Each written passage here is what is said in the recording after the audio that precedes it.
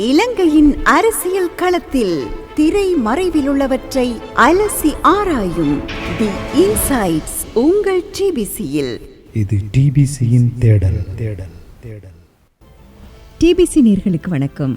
இலங்கையின் அரசியல் களத்தில் இடம்பெறும் சுவாரஸ்யமான திருப்பு முனைகளை எமது அனுபவம் பெற்ற ஆய்வாளர்களின் கண்ணோட்டத்தில் நோக்கும் தி இன்சைட்ஸ் மற்றும் ஒரு பாகத்தில் நாம் சந்திக்கின்றோம்.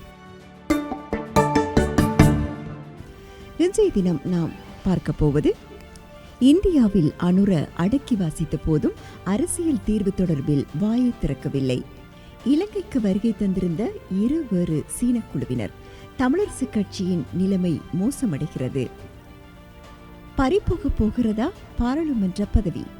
பட்டங்களால் தொடரும் சர்ச்சைகள் உள்ளிட்ட பல விடயங்களை இன்றைய நிகழ்ச்சியில் நாம் பார்க்க போகிறோம்.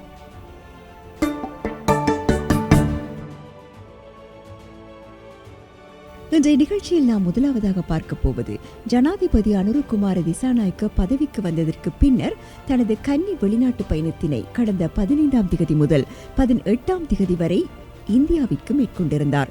இந்த விஜயத்தின் போது அவருக்கு முதல் தடவையாக நாடொன்றில் அரச மரியாதை அளிக்கப்பட்டு இருந்தது.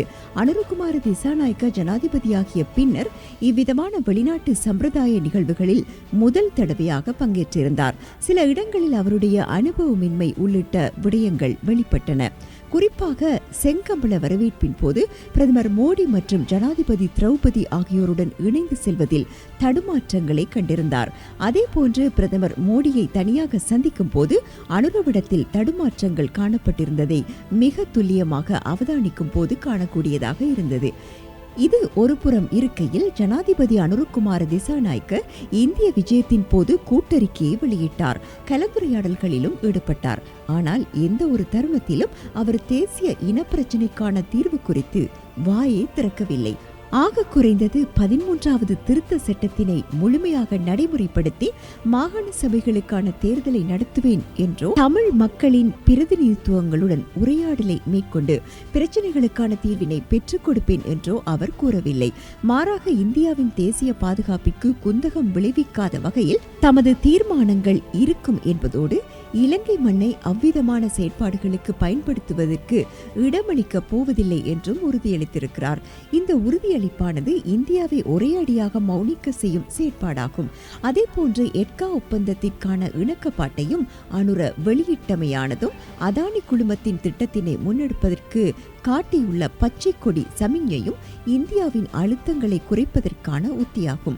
அதேவேளை பிரதமர் நரேந்திர மோடியும் வழக்கத்துக்கு மாறாக 13வது திருத்த சட்டத்தினை முழுமையாக நடைமுறைப்படுத்துமாறு கோராது அரசியலமைப்பை முழுமையாக நடைமுறைப்படுத்தி மாகாண சபைகளுக்கான தேர்தலை நடத்துமாறு வலியுறுத்தியதோடு தமிழ் மக்களின் அபிலாஷைகளை பூர்த்தி செய்யுமாறும் கேட்டுக்கொண்டார். எது எவ்வாறாயினும் அனுரவின் இந்த விஜயத்தில் அனுர பல விடயங்களை அடக்கி வாசித்திருந்தாலும் இனப்பிரச்சினைக்கான தீர்வு உள்ளிட்ட முக்கிய விடயங்களில் மௌனம் கலைக்காது ராஜதந்திர கையாளுகையில் வெற்றி பெற்றிருக்கிறார் என்றே கூற வேண்டியுள்ளது.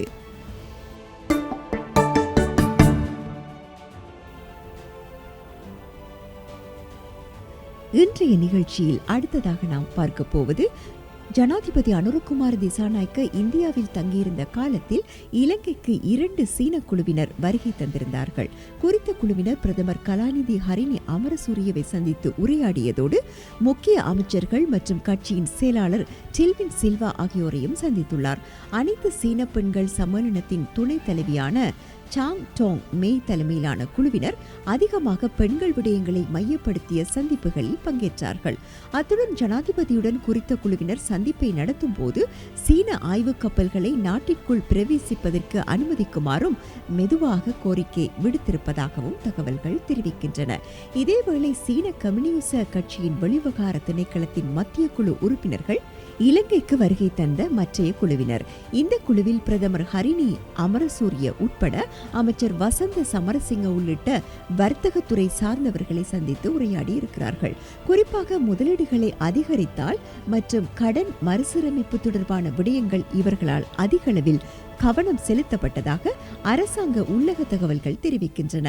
இந்த குழுவினரின் விஜயத்தை தொடர்ந்து 7 நாள்கள் விஜயம் மேற்கொண்டு சீன கடற்படைக்கு சொந்தமான மருத்துவ கப்பல் ஒன்று இலங்கைக்கு வருகை தந்துள்ளமை குறிப்பிடத்தக்கது.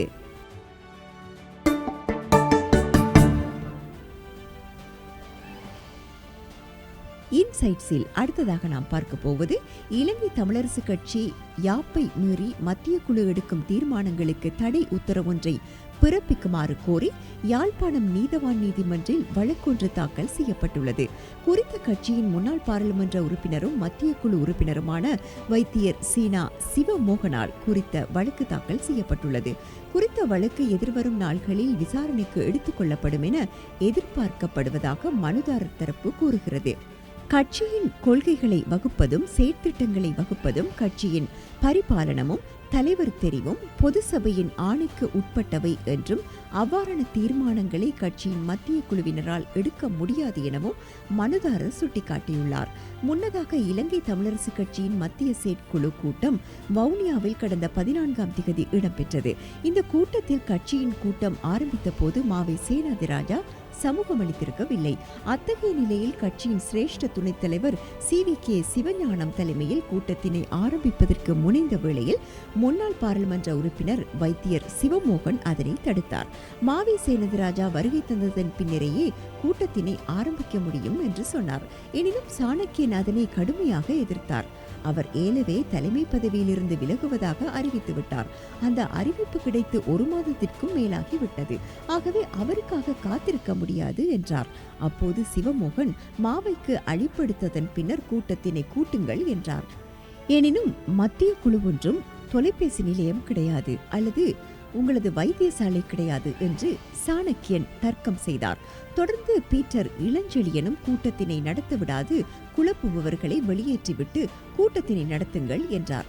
இவ்வாறு தர்க்கம் நீடித்துக் கொண்டிருக்கையில் 45 நிமிடங்கள் தாமதமாக மாவை சமூகமளித்தார்.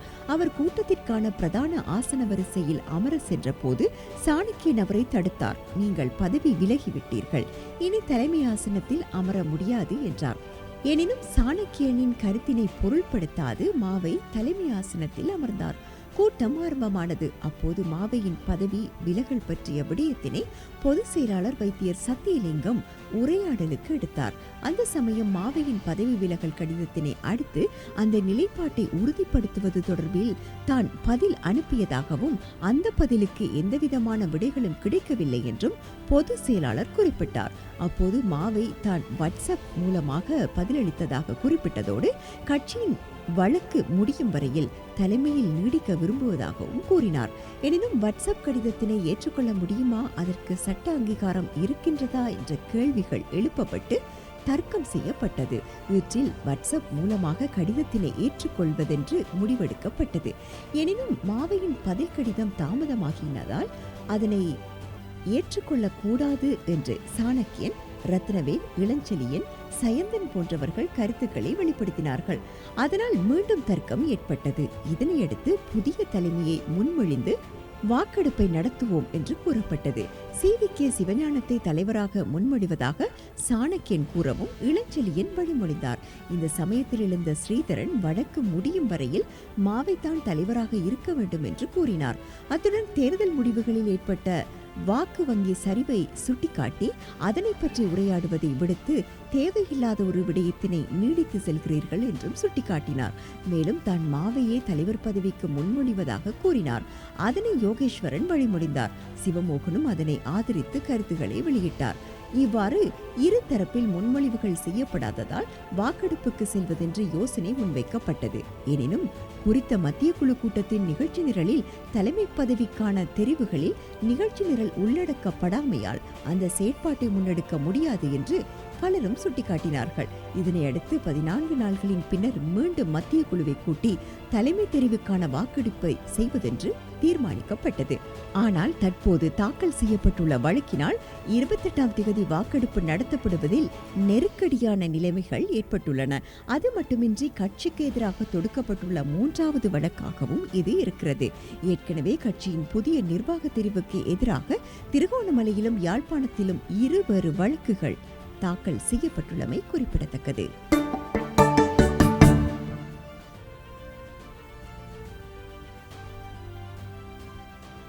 இன்சைட்ஸோடு இணைந்திருக்கிறோம். அடுத்ததாக நாம் பார்க்க போவது 2 பாராளுமன்ற உறுப்பினர்களின் பதவிகளை வரிதாக்குமாறு வழக்கு தாக்கல் செய்யப்பட்டிருக்கிறது. அதில் யாழ்ப்பாண மாவட்ட சுயேட்சை பாராளுமன்ற உறுப்பினர் ராமநாதன் அர்ச்சுனாவின் பாராளுமன்ற உறுப்பினர் பதவியை ரத்து செய்யுமாறு கோரி தாக்கல் செய்யப்பட்ட மனுவை எதிர்வரும் ஜனவரி 15 பரிசீலனைக்கு அளிக்குமாறு மேன்முறையீட்டு நீதிமன்றம் உத்தரவிட்டிருக்கிறது.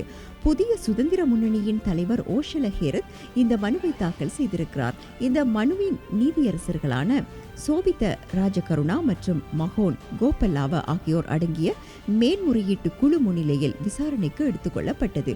பாராளுமன்ற உறுப்பினர் ராமநாதன் அர்ச்சுனா கடந்த பொதுத் தேர்தலின் போது அரச வைத்தியராக கடமையாற்றிய நிலையில் வேட்புமனுவையும் சமர்ப்பித்ததாக மனுதாரர் சுட்டிக்காட்டியிருக்கிறார்.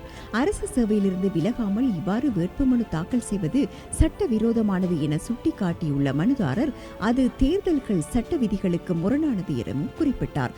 இதேவேளை குறித்த மனுதாரர் அமைச்சர் கலாநிதி உப்பாலி பன்னிலகேவின் நாடாளுமன்ற உறுப்பினர் பதவியை வலுவற்றதாக்கி உத்தரவை பிறப்பிக்குமாறு கோரி மேன்முறையீட்டு நீதிமன்றில் மனு ஒன்று தாக்கல் செய்துள்ளார். மனுவின் பிரதிவாதிகளாக அமைச்சர் உப்பாலி பன்னிலகே, பார்லிமென்ட் செயலாளர் நாயகம் ருகுணு பல்கலைக்கழகத்தின் உபவேந்தர் ஆகியோர் பெயரிடப்பட்டிருக்கிறார்கள். அமைச்சர் கலாநிதி உப்பாலி பன்னிலகே கடந்த பொது தேர்தலில் தேசிய மக்கள் சக்தியின் தேசிய பட்டியலூடாக பாராளுமன்றத்திற்கு தெரிவாகினார். அவர் பாராளுமன்ற உறுப்பினராக நியமிக்கப்பட்ட போது ருகுணு பல்கலைக்கழகத்தில் சமூகவியல் பேராசிரியராக பதவியில் இருந்ததாக மனுவில் சுட்டிக்காட்டப்பட்டிருக்கிறது. அரசு சேவையில் ஈடுபட்டிருந்த நிலையில் நாடாளுமன்ற உறுப்பினராக அவர் நியமனம் செய்யப்பட்டமை அரசியலமைப்பின் 91வது சரத்தின் பிரகாரம் சட்டத்திற்கு முரணானது எனவும் மனுதாரர் குறிப்பிட்டுள்ளமை முக்கியமானதாகும். இன்சைட்ஸில் அடுத்ததாக நாம் பார்க்க போவது தொடர்ந்தும் சர்ச்சைகள் நீடிக்கின்றன. ஏற்கனவே கலாநிதி பட்டத்தை உறுதிப்படுத்த முடியாது போன அசோக ரன்வல சபாநாயகர் பதவியிலிருந்து விலகியுள்ள நிலையில் தொடர்ச்சியாக தேசிய மக்கள் சக்தியின் உறுப்பினர்களின் சிலரின் பட்டப்படிப்பு சம்பந்தமாக கேள்விகள் எழுந்துள்ளன. ஆளும் தரப்பின் அமைச்சர்கள் உட்பட 5 கல்வி தகுதி தொடர்பில் சந்தேகம் எழுப்பப்பட்டு இருக்கிறது. இவர்களில் நகர அபிவிருத்தி, வீடமைப்பு மற்றும் நிர்மாணத்துறை அமைச்சர் அனுர கருணாதிலக்கவின் பட்டம், எரிசக்தி அமைச்சர் குமார ஜெயக்குடியின் பட்டம் உள்ளிட்ட 5 கல்வி தகமைகள் கேள்விக்கு உள்ளாக்கப்பட்டிருக்கின்றன. இதன்படி தகவல் அறியும் சட்டத்தின் கீழ் இவர்களின் கல்வி தகுதி குறித்த தகவல்களை பெறுவதற்கான பணிகளை ஒரு தரப்பினர் மேற்கொண்டு வருகிறார்கள். இதேவேளை சில எம்பிக்கள் தங்களது சமூக வலைத்தள கணக்குகளில் பதிவாகியிருந்த சில கல்வி தகுதிகளை நீக்க தொடங்கியுள்ளதாகவும், ஆனால் அவற்றை அவதானிக்கும் போது அவை கடந்த நாட்களிலேயே நீக்கப்பட்டிருப்பது தெளிவாக தெரிவதாகவும் எதிர்க்கட்சிகள் சுட்டிக்காட்டுகின்றன. இந்த நிலையில் எதிர்க்கட்சித் தலைவர் சஜித் பிரேமதாச தனது கல்வி தகைமையை பாராளுமன்றத்தில் சமர்ப்பித்திருக்கிறார். வைத்தியர் கவிந்து ஜெயவர்தனவும் தனது கல்வி தகமையை வெளிப்படுத்தி இருக்கிறார். ஏனையவர்கள் இந்த விடயத்தில் செய்வதறியாது தடுமாறி வருவதாகவும் தகவல்கள் தெரிவிக்கின்றன. இலங்கையின் சமகால அரசியல் நிகழ்வுகளை அலசி ஆராயும் டிபிசியின் இன்சைட்ஸோடு இணைந்திருந்தீர்கள். இன்றும் பல விடயங்கள் தொடர்பாக அலசி ஆராய்ந்தோம். மீண்டும் மற்றொரு இன்சைட்ஸில் சந்திப்போம். வணக்கம். இலங்கையின் அரசியல் களத்தில் திரை மறைவிலுள்ளவற்றை அலசி ஆராயும் தி இன்சைட்ஸ் உங்கள் டிபிசியில். இது டிபிசியின் தேடல்.